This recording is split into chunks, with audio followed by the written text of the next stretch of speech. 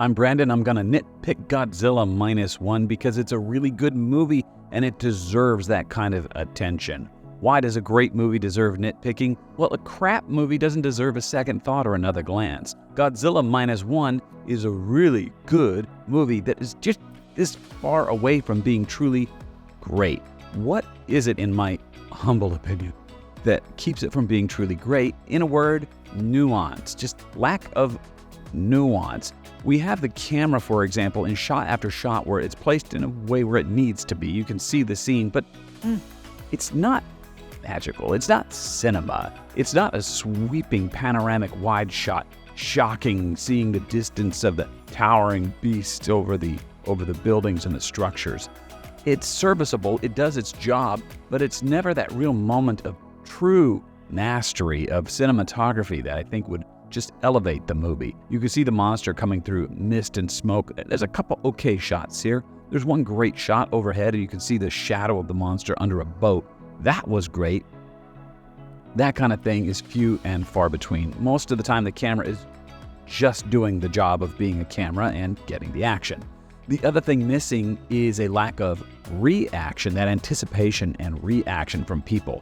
It would be a much more potent moment if you just zoom up slowly on a person with this look of dread coming over their face as they're just frozen with terror, and then you turn and see the beast, or just a piece of the beast, and you're shocked at the sheer size of it. It's that moment in Jurassic Park when you see Ian Malcolm reacting to the water bouncing around when he says, I'm fairly alarmed here, and you know something's coming. This movie doesn't really do that setup and payoff, and if it does, it's not, it's done, it's just serviceable. It's there, it does its job, it's fine, but it's just fine. In scripting-wise, and it's tiny spoilers here. Koichi's flying his plane to try to lead the monster away from a town and keep it from smashing things, but it's not his town, it's not his crappy little destroyed neighborhood. It's not his own adopted daughter that he's trying to save. A real nuanced, real impactful moment would be to have his neighbor lady grabbing the child and seeing the monster's shadow looming closer, and then to see this jet come screaming over, this aircraft come screaming over, and Koichi's trying to lead the monster away, not from trampling, townspeople, but from trampling his own neighborhood. That's the kind of impact. Or when he's left and he's given his neighbor a bunch of money, it's kind of like, oh wow, he's not planning on coming back. Great moment.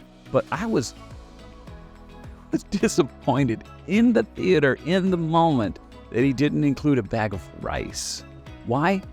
Because when she first met that little family, she was still pretty mad at them, but she wasn't going to let them be completely ruined. She gave them the last bit of her good white rice that she had, and was like, screw it, this is all I've got left, and I don't even care anymore.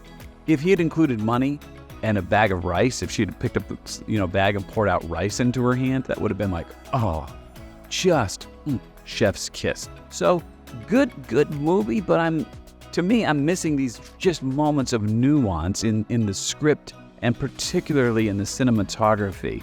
So I think it deserves this kind of critique because it's such a good movie, and it really is a good movie, and you should definitely see it if you haven't already. What do you think? Does it deserve nitpicking? Am I right? Am I wrong? Love to hear your thoughts. Wow.